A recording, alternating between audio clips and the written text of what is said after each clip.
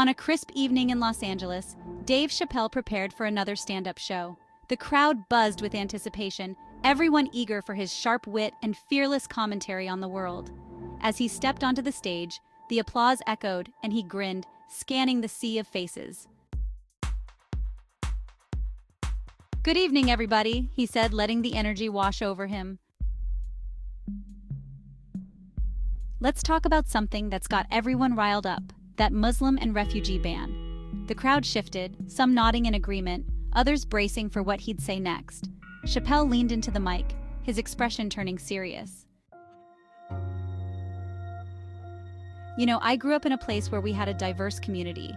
Black, white, Latino, Muslim. We all shared a block and we learned to respect each other's differences.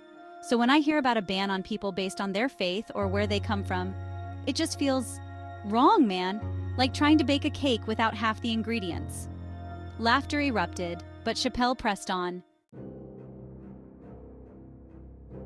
Let's be real. The folks making these decisions, they're not living in our neighborhoods. They're not having dinner with families who fled war zones, seeking a better life. They're sitting in their ivory towers, pulling strings like it's some reality show. The audience laughed again, but there was an underlying tension. He could sense it, and he decided to shift gears. Think about it. If you put a bunch of people in a room and told them they can't talk to each other, what do you think will happen? It's like putting all the good food in the fridge and locking it up. Eventually, someone's gonna break in and throw a party. More laughter, but Chappelle's tone turned earnest. You want to ban people? Ban ignorance. Ban hate. But don't ban a kid from escaping violence. Don't ban a mother who just wants to give her child a chance. The crowd erupted, applause ringing in the air. He paced the stage, feeling the momentum. Here's the thing, we're all human. We all want the same things: love, safety, opportunity. So why are we building walls?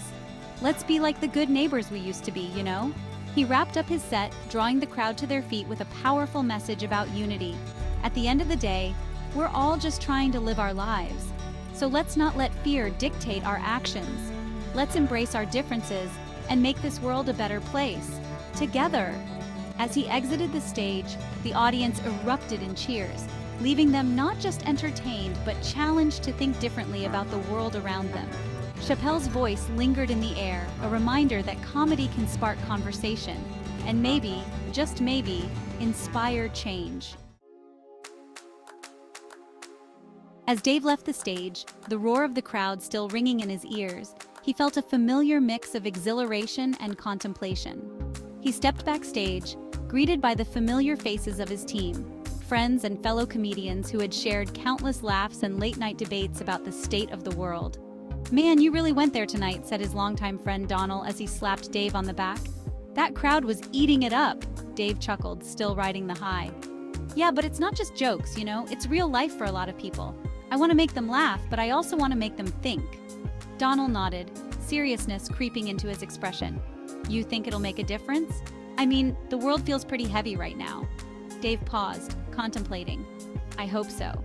Comedy can bridge gaps, man. It's like a universal language. If we can laugh about the tough stuff, maybe we can start a conversation." Just then, a producer approached, her expression animated. "Dave, that was incredible. You should consider taking this material on the road, a whole tour focused on these issues. There's a real need for voices like yours." Dave raised an eyebrow, intrigued. "A tour? You really think people want to hear this kind of stuff in a comedy show?" "Absolutely. People are hungry for honesty. They want to see someone tackle tough issues with humor. It could be powerful," she urged, her enthusiasm infectious. The idea lingered in his mind as the night wore on. After the show, he found himself in a cozy cafe, sipping a cup of tea and scribbling down thoughts. He remembered the stories he'd heard from friends who had experienced discrimination and fear, and how laughter had often been the bridge that connected them. What if he combined comedy with storytelling? He could share anecdotes from different cultures, invite guest speakers, or even incorporate video clips. It would be a celebration of diversity and resilience, a way to challenge stereotypes while bringing people together through laughter. In the weeks that followed, Dave started to outline a concept for the tour. He reached out to fellow comedians and activists, inviting them to join him. They brainstormed ideas, weaving in their own experiences and perspectives. Each show would spotlight different communities, highlighting the beauty in their differences while addressing the struggles they faced. The tour kicked off in a small venue in Chicago, a city rich in diversity. As the lights dimmed and the crowd settled, he stepped onto the stage, feeling a blend of nerves and excitement. This wasn't just a comedy show, it was a movement. Welcome, everyone. Tonight we're going to laugh, we're going to cry, and we're definitely going to learn a thing or two about each other, he began. The audience erupted in applause, ready for a night of connection. Throughout the show, Dave shared stories that resonated deeply, touching on the immigrant experience, the search for belonging, and the shared humanity that binds us all. He introduced guest speakers who shared their personal journeys, weaving laughter with poignant moments of reflection. As the tour continued, the energy in each city was electric. Audiences began to engage in conversations long after the lights went down.